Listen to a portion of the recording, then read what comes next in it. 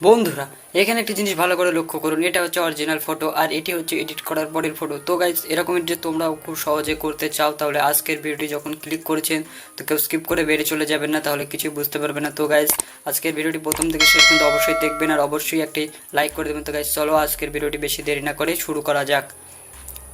তো গাইজ, সবার ফার্স্টে কী করতে হবে, তোমার ফোনের গ্যালারিটি ওপেন করে নেবো। ওকে, তো আমি এখান থেকে আমার ফোনের গ্যালারিটি ওপেন করে নিচ্ছি। ওপেন করে নেওয়ার পরে যে ফটোটি এড করতে চাও সেই ফটোকে সিলেক্ট করে নিতে হবে স্ন্যাপচিট ট্যাবের মধ্যে। ওকে, তো আমি এখান থেকে স্ন্যাপচিট ট্যাবের মধ্যে ওপেন করে নিচ্ছি।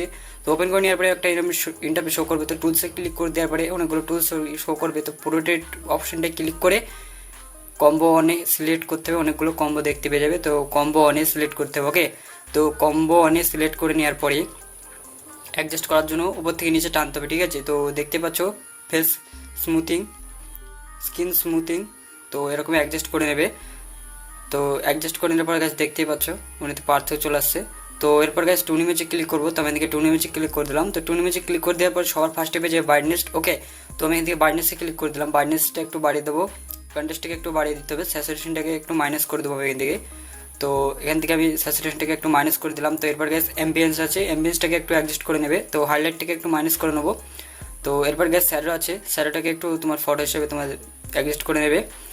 তো স্যাচুরেশনটাকে একটু কমিয়ে দিলাম। তো এরপর গাইজ কী করবো, এখান থেকে রাইট বাটন ক্লিক করে ব্যাক চলে আসলাম।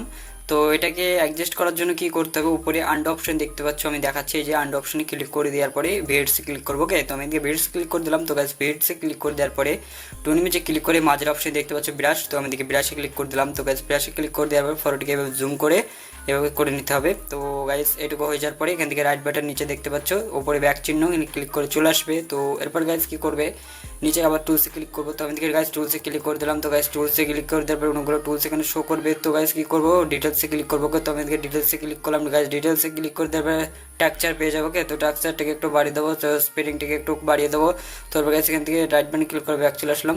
তো এরপর গাইজ আবার টুলসে ক্লিক করে দেওয়ার পরে ভিগনিটি বলে একটা অপশন দেখতে পাচ্ছ। তো গাইজ আমি থেকে ভিগনিটি অপশনে ক্লিক করে দিলাম। তো ভিগনিটি অপশনে ক্লিক করে দেওয়ার পরে 12 নম্বর ফিল্টারটিকে সিলেক্ট করে স্যাচুরেশনটিকে একদম ফুল 100 করে দিতে হবে, আর কিছু অ্যাডজাস্ট করার দরকার নেই গাইজ। তো এখান থেকে রাইট বাটন ক্লিক করে ব্যাক চলে আসলাম। তো এরপর গাইজ কী করবো, এটাকে অ্যাডজাস্ট করার জন্য উপরে আন্ডার অপশনে ক্লিক করবো। তো এখান থেকে আন্ডার অপশনে ক্লিক করে দেওয়ার পরে ভিডসে ক্লিক করবো। তো এরপর গাইজ কী করবো, ভিগনিটি ক্লিক করে মাঝের পেজটিতে একবার ক্লিক করে দেবে।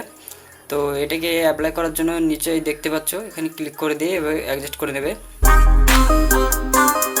তো গাইস এটুকু অ্যাপ্লাই করে নেওয়ার পরে নিচে রাইট বাটন দেখতে পাচ্ছ, রাইট বাটন ক্লিক করে উপরে ব্যাক চিহ্নতে ক্লিক করে তো এখান থেকে টুলসে ক্লিক করে দেওয়ার পরে কার্ভেস বলে একটা অপশন দেখতে পাচ্ছ, যে দেখাচ্ছে যে কার্ভেস অপশন এখানে ক্লিক করে দেবে। তো এখানে ক্লিক করে দেওয়ার পরে কালার অপশনে ক্লিক করে রেড কালারটিকে সিলেক্ট করতে হবে। ওকে, তো আমি এদিকে রেড কালারটিকে সিলেক্ট করে নিলাম। এই যে রেখাটি আছে রেখাটিকে একদম নিচে নামিয়ে দেবো। ওকে, তো এরপর গেছে আবার কালারে ক্লিক করে ব্লু কালারটিকে সিলেক্ট করে রেখাটিকে ধরে একটু উপরে টেনে দিতে হবে। ওকে, তো গাইস দেখতেই পাচ্ছ কালার কীভাবে চেঞ্জ করছি। তো এইভাবে তোমরা কালার চেঞ্জ করতে পারবে। তো গাইস একটা রিকোয়েস্ট, ভিডিওটিকে স্কিপ করবেন না। তো এই যে RGB কালারটি দেখতে পেলে এটাকে একটু উপর নিচে করে নেবে। ওকে, একটু উপরে করে নিতে হবে রেখাটিকে ধরে। ওকে, তো এরপর গাইস রাইট বাটন ক্লিক করে ব্যাক চলে আসলাম।